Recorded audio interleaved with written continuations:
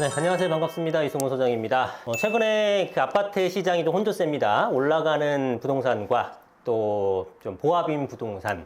우리 집은 내놔도 좀 거래가 없어요. 부동산 시장 침체 아닌가요? 라고 말씀하시는 분이 있고, 한편에서는 자고 일어나게 되면 가격이 올라요 하시는 분도 있는데, 두 분 다 맞습니다. 어디에 거주를 하고 계시냐에 따라서 그렇게 체감될 수밖에 없어요. 자, 그래서 오늘은 뭐 강남권 지역이 계속 불장이다라는 건 여러분 잘 알고 계실 거고, 그러면 지방시장은 어떤지 이런 질문이 가끔씩 올라오는데, 그거에 대한 제 의견을 한번 드려보도록 하겠습니다. 자, 일단 지방 부동산 시장과 서울 수도권 시장이라고 할게요. 서울 수도권 vs 지방 부동산 시장. 그럼 여기 여러분들은 어디를 투자하겠느냐라고 했을 때 이제는 답이 명확해진 것 같습니다. 서울 수도권 시장으로 대부분 움직이십니다. 예전에는 이렇게 쏠림 현상이 심하진 않았어요. 지방에서 서울 투자하는 걸 과거에서 있었지만 서울에서 지방으로 원정 투자하는 것도 굉장히 많았고요. 시기별로 서울 수도권이 좋았을 때가 있고 지방시장이 좋았을 때가 있고 이렇게 왔다 갔다 했단 말입니다.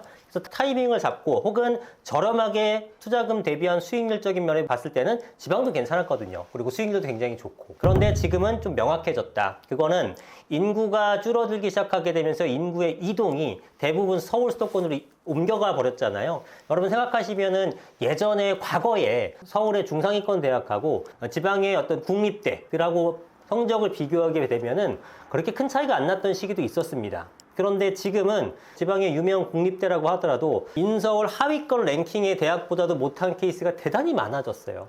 그러다 보니 학생들도 전부 다 서울에 와서 서울에 있는 대학을 진학을 하려고 하고 있고, 그러면 지방 쪽에 있는 지방 쪽의 대학과 서울에 있는 대학 간에 인재 편차가 생기게 되죠.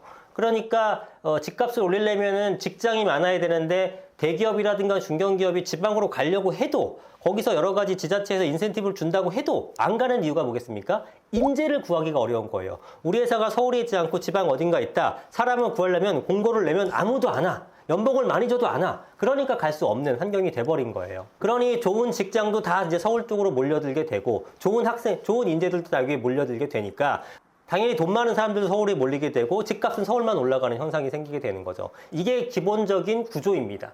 지금 현재 상태에서의 기본적인 구조는 그래요. 그래서 긴 안목에 투자를 했을 때는 당연히 서울 수도권 투자를 하는 것이 맞다. 그럼 지방 아파트나 지방 빌라 시장 같은 게 이제 계속 가격이 하락할 것이냐? 그렇진 않죠. 그게 이제 또 광역시냐 아니면 일반적인 뭐 중소도시냐 이런 거에 따라 또 틀리겠습니다만, 광역시라든가 학군 좋은 일부 지역에서 살아남게 되고, 그렇지 않은 곳에서는 솔직히 장기적인 투자 관점에서는 좋지는 않습니다. 왜냐하면 거기에 인구가 계속 채워지고 그런 어떤 활성화된 패턴이 나타나야 되는데, 그렇게 성공한 도시들이 몇몇 있지만 확률적으로 대단히 낮죠. 그래서 그런 지역의 투자는 지양하시는 것이 좋겠다라는 겁니다. 그런데 최근에 우리나라는 독특한 전세라는 제도가 있지 않습니까? 매매가는 안 오르니까 전세가는 시간 지나면 올라가는 거. 그러니까 격차가 줄어들게 되죠. 그러면 자, 이거 사게 되면은 금방 오르겠는데 전세가율이 꽤 높은데? 라고 착각하시게 되는데, 그런 것들은 좀 피하실 필요가 있다라는 거고요. 그리고 지방시장도 일시적으로 올라갈 수는 있습니다. 일시적으로 올라갈 수는 있으나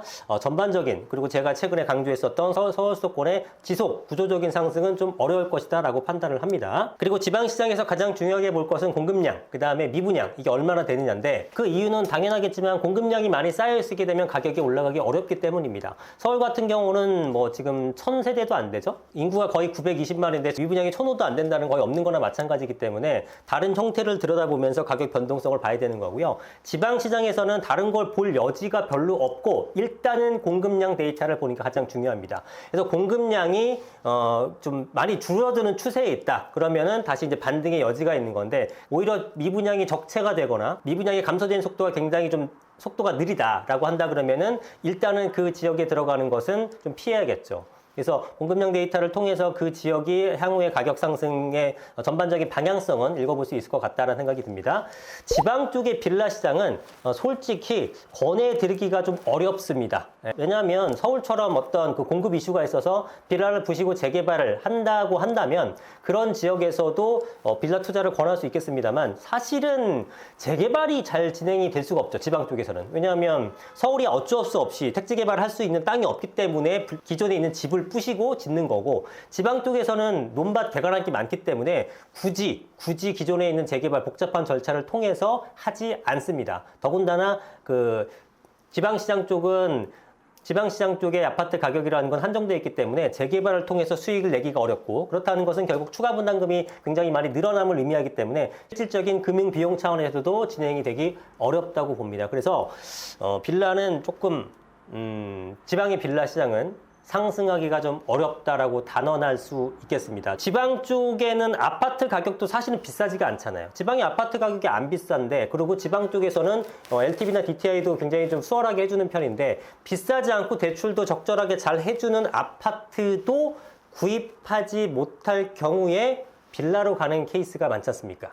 반드시 그런 건 아닙니다만, 빌라가 좋아서 들어가는 분도 있습니다만, 대체로 아파트라는 상품군이 빌라라는 상품보다 더 선호도가 있는데, 빌라를 들어가는 것은 특별한 사정이 아닌 이상 아파트 들어가기 힘든 분들이 들어가는 그런 케이스라고 보시면 될 것 같아요. 근데 서울 같은 경우에는 아파트가 워낙에 모자르니까 여유가 있는 분들도 빌라 시장에 들어가는 케이스가 많지만, 지방은 그렇게 보기는 좀 어렵다고 본다면, 아마도 이쪽 지방 빌라 시장은 상승 여력이, 그런 어떤 인적 커뮤니티를 봤을 때는 상승하기가 어렵다. 그래서 지방 부동산 시장은 선별적인 아파트 투자를 할 만한 상품군이 몇몇 존재하나, 장기적 차원에서는 서울 수도권 투자하시는 것이 맞다고 보여집니다. 이거는 이견이 별로 없으실 것 같고, 여러분이나 저나 그렇게 생각한다라는 것은 이게 뒤집어질 확률도 굉장히 낮다라는 겁니다. 이거에 대해서 막 이견이 있으면은 어느 쪽에 올라갈지 모르지만, 솔직히 다 여러분도 아시잖아요. 아, 이제는 서울 수도권 투자해야겠구나 라는 것을 인식하셨기 때문에, 우리가 인구 분산 정책을 통해서 지방에 엄청난 좋은 대학이나 좋은 어떤 기업을 유치하는